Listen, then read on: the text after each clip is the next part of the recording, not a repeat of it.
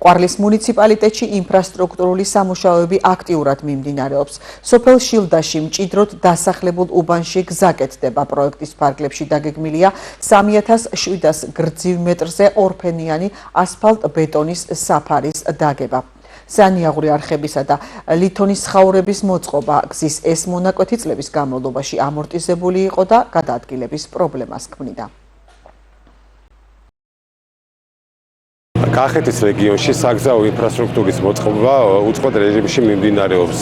ყვარლის მუნიციპალიტეტში სოფელ შილდაში ადგილზე გავიცანით ასფალტ-ბეტონის სამუშაოებს. აღსანიშნავია, რომ აღნიშნული პროექტი მოიცავს 3700 გრძივ მეტრზე ორფენიანი ასფალტის ფენის მოწყობას, ასევე სანიაღვრე სისტემის მონტაჟს და ლითონის ხაურების დამონტაჟებას.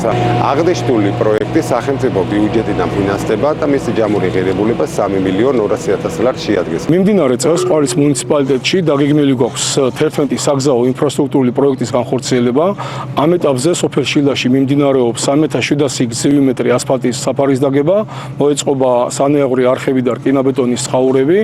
ასევე ქალაქ ყვარელში დაგეგმილი გვაქვს 3 მასშტაბური საგზაო ინფრასტრუქტურული პროექტის განხორციელება. ასევე მუნიციპალიტეტის 4 სოფელში განხორციელდება საგზაო ინფრასტრუქტურული პროექტი.